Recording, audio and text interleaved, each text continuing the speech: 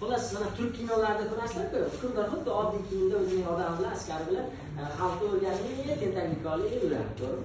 Xuddi shunday Amir Shoh Murotton har doim kechasi xalqni asta-asta o'rganib yurar ekanda. Va natijada shunchalik agar sizlar eshitgansizlar, Amir Shoh Murod juda ham odil bo'lgan, shu bilan o'zi mehnat qilib kun kechirganda, bunday aytganda davlatning pulidan ishlatgan. Faqat o'zining mehnati tufayli pul ishlatgan. Natijada bir kuni bir askarlar bilan bozorda o'rganib yuribdi, oddiy formada. Keyin shu yerda askarlardan bittasi qovun yegisi kelib qoldi. Qovun yeymiz dedi-da. Natijada shunday hukmdor deb tasavvur qiling, hukmdor davlat rahbari shu paytda shunday cho'ntaklarni kavlaydi, pul yo'q, hukmdor pul yo'q. Qarayam pul yo'q. Nima qilishdi bunday aytaylik? Shunday boshidagi tepasi shunday oladagi askarlar bor dedi. O'sha qovun furushga dedi, olib bor dedi. Qovun furush dedi, qancha qovun bersa dedi, shuni olib keldi. Voyagi agar bilsalaring, bir yilda shuncha olacha chopon, xullas juda katta nima deydi? Kiyimlarni ham olurmagan-ku, eski kiyim kiygan. Natijada voyagi tepagi dedi, shunchalik eski yigit dedi, shuning uchun qovun furush shunday ko'ratdagi nima bir tili qovun beradi. Shu tepagi uchun, bosh kiyim uchun. Bir tili qovun degan dedi, bergandan keyin bir tili qovun ham hukmdor askarlarga bo'lib bergan.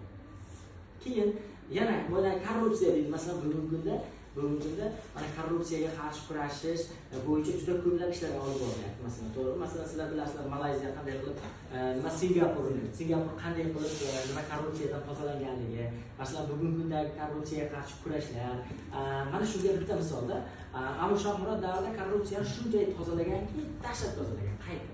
U nima qilar ekan? Masalan, vazirlar bo'ladi-ku. Vazirlar qaysi bittasi korrupsiya qilgan bo'lsa, sekin u haqida ma'lumot berar ekan. Asta-asta, masalan, kimdir masalan Qahhorova korrupsiya qildi. Nima Qahhorova vazir yoki bir qandaydir rahbar u. Bunga qarshi bo'lgan faktlarni yig'ar ekan. Masalan, Adhamda bor bitta fakt, bunga korrupsiya qilganligi haqida, bunda bor, Hasanda bor. Xullas, 4-5 ta aniq faktlarni ushlab bunga ta'alluqli bo'lgan korrupsiya qilganligi haqida. Natijada shunday kelar ekanda, tentaklikni olib bir yig'ilish qiladi. Yig'ilish qilayotgan vaqtda vazirlar yig'ilish qilyapti. Yoki nima o'zini odamlarga yig'ilish qilyapti.